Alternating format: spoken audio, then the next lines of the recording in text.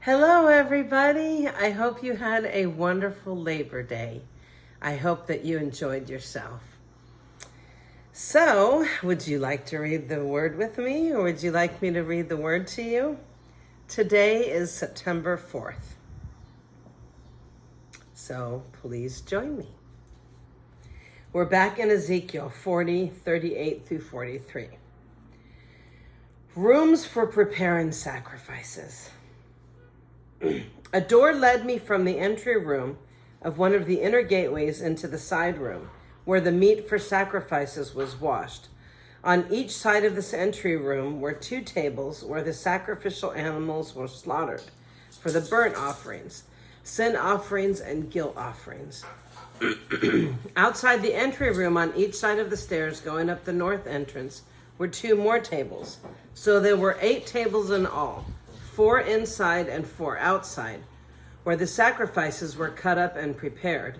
There were also 4 tables of finished stone for preparation of the burnt offerings, each 31.5 inches square and 21 inches high. On these tables were placed the butchering knives and other implements for slaughtering the sacrificial animals. There were hooks, each 3 inches long, fastened all around the foyer walls. The sacrificial meat was laid on the tables. Ezekiel 40:44 through 46. Rooms for the priests. Inside the inner courtyard were 2 rooms, one beside the north gateway facing south, and the other beside the south gateway facing north. And the man said to me, the room beside the north inner gate is for the priests who supervise the temple maintenance. The room beside the south inner gate is for the priests in charge of the altar, the descendants of Zadok, for they alone of all the Levites may approach the Lord to minister to him. Ezekiel 40:47, 41 through 26. The inner courtyard and temple. Then the man measured the inner courtyard, and it was square, 175 feet wide and 175 feet across. The altar stood in the courtyard in front of the temple. Then he brought me to the entry room of the temple. He measured the walls on either side of the opening of the entry room, and they were 8 3/4 feet thick. The entrance itself was 24.5 feet wide, and the walls on each side of the entrance were an additional 5 1/4 feet long. The entry room was 35 feet wide and 21 feet deep. There were 10 steps leading up to it, with a column on each side. After that, the man brought me into the sanctuary of the temple. He measured the walls on either side of its doorway, and they were 10.5 feet thick. The doorway was 17.5 feet wide, and the walls on each side of it were 84 3/4 feet long. The sanctuary itself was 70 feet long and 35 feet wide. Then he went behind the sanctuary into the inner room. He measured the walls on either side of its entrance, and they were 3.5 feet thick. The entrance was 10.5 feet wide, and the walls on each side of the entrance were 12 1/4 feet long. The inner rooms of the sanctuary was 35 feet long and 35 feet wide. This, he told me, is the most holy place. Then he measured the wall of the temple, and it was 10.5 feet thick. There was a row of rooms along the outside wall. Each room was 7 feet wide, and these side rooms were built in 3 levels, one above the other, with 30 rooms on each level. The supports for these side rooms rested on exterior ledges on the temple wall, and they did not extend into the wall. Each level was wider than the one below it, corresponding to the narrowing of the temple wall as it rose higher. A stairway led up from the bottom level through the middle level to the top level. They put a lot of work into building this temple. It sounds like they had a lot of construction plans. I saw that the temple was built on a terrace which provided a foundation for the side rooms, and this terrace was 10.5 feet high, and the outer wall of the temple's side rooms was 8 3/4 feet thick. This left an open area between these side rooms and the row of rooms along the outer wall of the inner courtyard. This open area was 35 feet wide, and it went all the way around the temple. 2 doors opened from the side rooms into the terrace yard, which was 8 3/4 feet wide. 1 door faced north and the other faced south. A large building stood on the west facing the temple courtyard. It was 122.5 feet wide and 157.5 feet long. Gosh, they had their measurements exact. And its walls were 8 3/4 feet thick. Then the man measured the temple, and it was 175 feet long. The courtyard around the building, including its walls, was an additional 175 feet in length. The inner courtyard to the east of the temple was also 175 feet wide. The building to the west, including its 2 walls, was also 175 feet wide.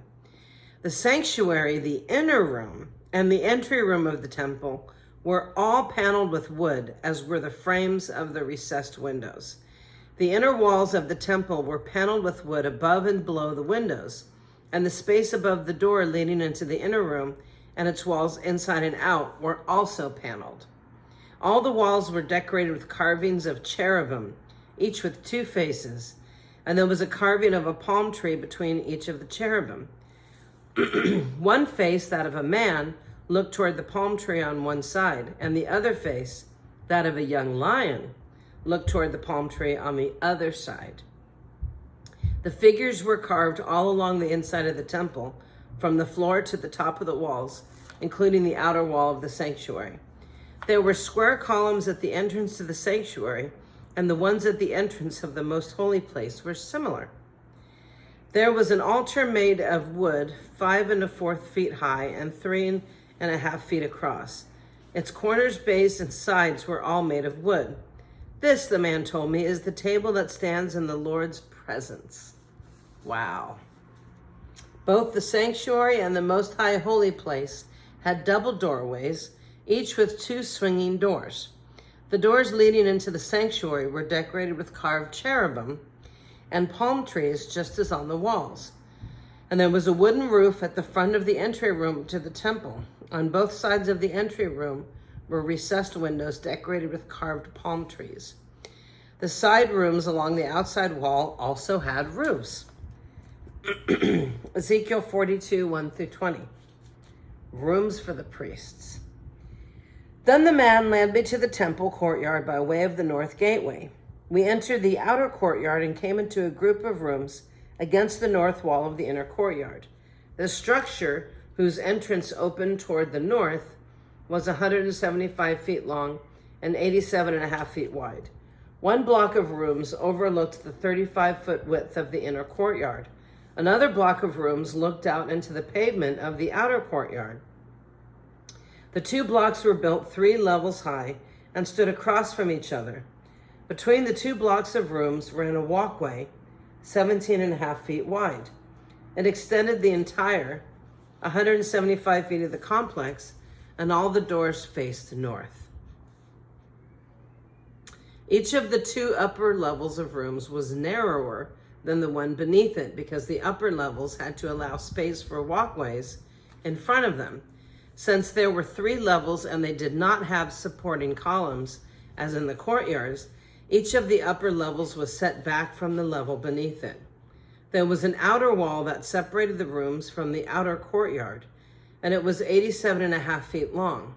This wall added length to the outer block of rooms, which extended for 87.5 feet, while the inner block, the rooms toward the temple, extended for 175 feet. There was an eastern entrance from the outer courtyard to these rooms. Wouldn't you love to see the blueprint or the building plans of the temple? I would love to just see. I'd love to be there when they were constructing it, you know? On the south side of the temple, there were 2 blocks of rooms just south of the inner courtyard, between the temple and the outer courtyard. These rooms were arranged just like the rooms on the north. There was a walkway between the 2 blocks of rooms, just like the complex on the north side of the temple. This complex of rooms was the same length and width as the other one, and it had the same entrances and doors. The dimensions of each were identical. So there was an entrance in the wall facing the doors of the inner block of rooms, and another on the east at the end of the inner walkway. Then the man told me, these rooms that overlook the temple from the north and south are holy. Here the priests who offer sacrifices to the Lord will eat the most holy offerings. And because these rooms are holy, they will be used to store the sacred offerings, the grain offerings, sin offerings, and guilt offerings. When the priests leave the sanctuary, they must not go directly to the outer courtyard. They must first take off the clothes that they wore while ministering, because these clothes are holy. They must put on their other clothes before entering the parts of the building complex open to the public. When the man had finished measuring the inside of the temple area, he led me out through the east gateway to measure the entire perimeter. He measured the east side with his measuring rod, and it was 875 feet long. Then he measured the north side, and it was also 875 feet. The south side was also 875 feet, and the west side was 875 feet. So the area was 875 feet on each side, with a wall all around it to separate what was holy from what was common. And I think that's what's missing from today's society, is we don't separate what is holy from what is common. People don't treat Easter as holy. People don't treat Christmas. There's a lot of things that people don't even treat marriage as a holy covenant. Ezekiel 43, 1 through 12. The Lord's glory returns. After this, the man brought me back around to the east gateway. Suddenly, the glory of the God of Israel appeared from the east. The sound of his coming was like the roar of rushing waters, and the whole landscape shone with his glory.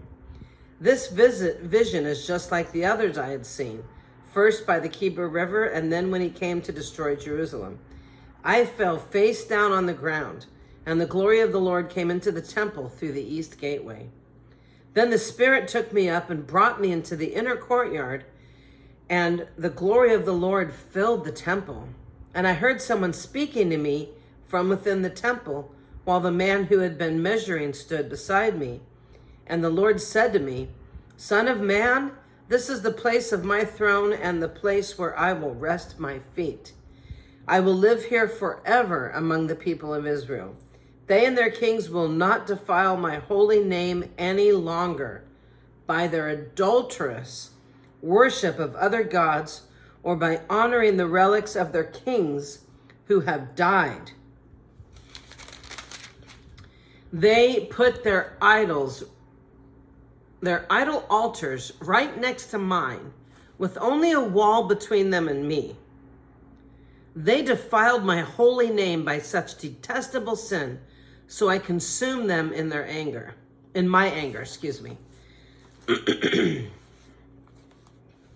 So basically what the Lord is saying is they put their idols right next to his, with only a wall between them and me. And they defiled his holy name by such a detestable sin, so the Lord consumed them in his anger. Now let them stop worshiping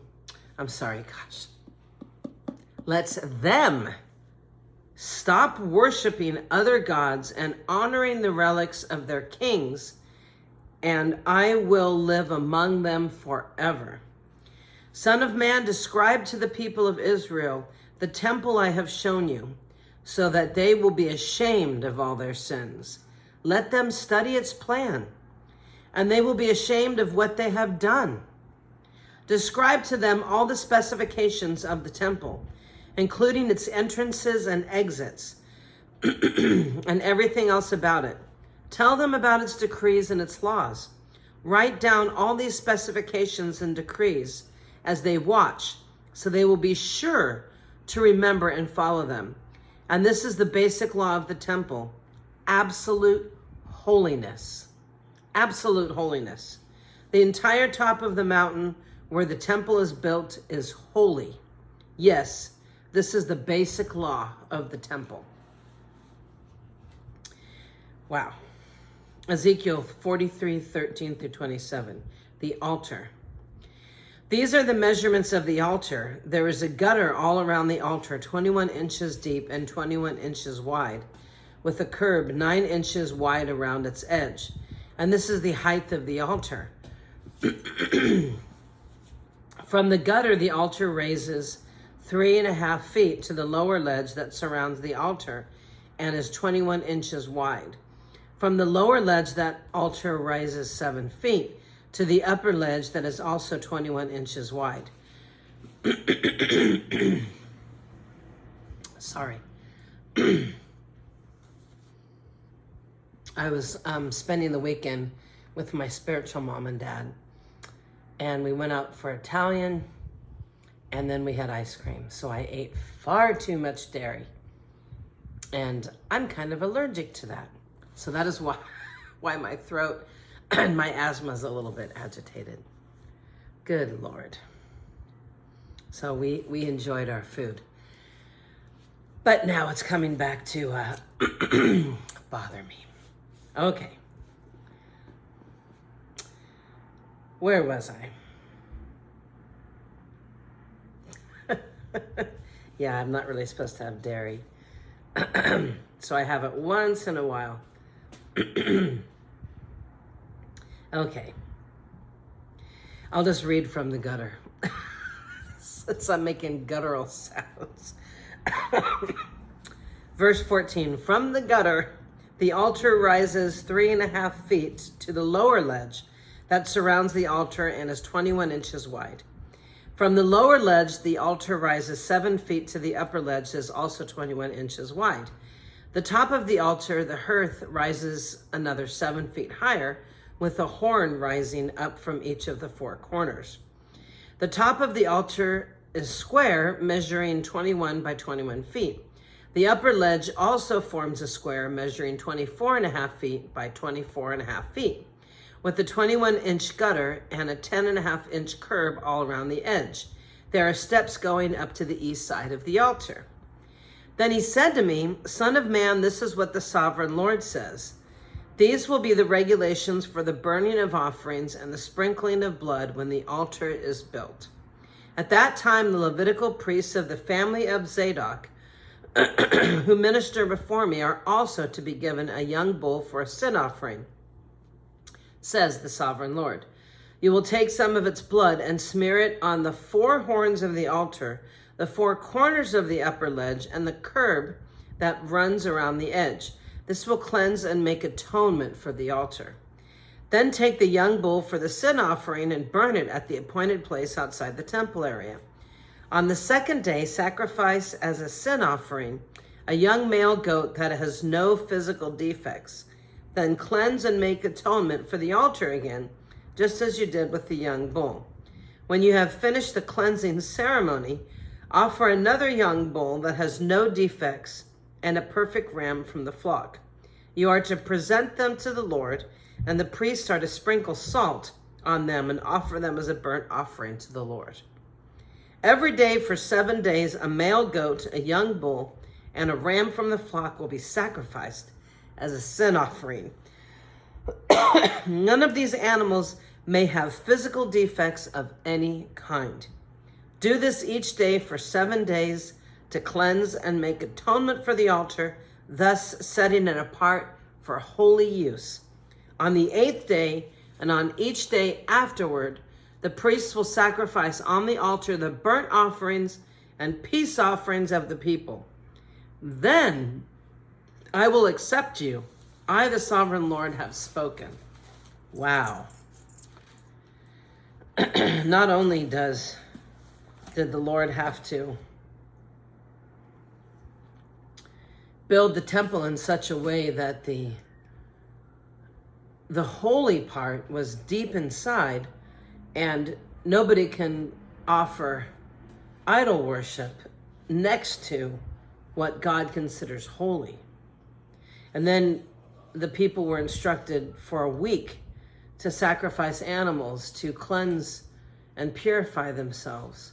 Wow. So they had to go through a whole ritual. So that makes sense that you wouldn't put what's holy next to what is evil like that. So, gosh, it just makes you really think about what Jesus did for us. You know, sin cannot live in heaven, and we are sinful people. And the only way that we can be cleansed of our sin is through the blood of Jesus. He was the perfect sacrificial lamb that died in our place. So when you read about what was required for the temple and for holiness, it just, the gravity of that makes you really stop and think about what Jesus did. Wow. That's amazing. Wow. And he was the spotless, perfect lamb. There was nothing wrong with him. Wow. Anyways, God bless you. I hope that gives you something to reflect on and think about. Wow. Really something to think about. Well, thanks for being here. I hope you join me tomorrow. And let's see what more things the Bible has to say tomorrow. I always look forward to this time. I hope you do too. God bless you.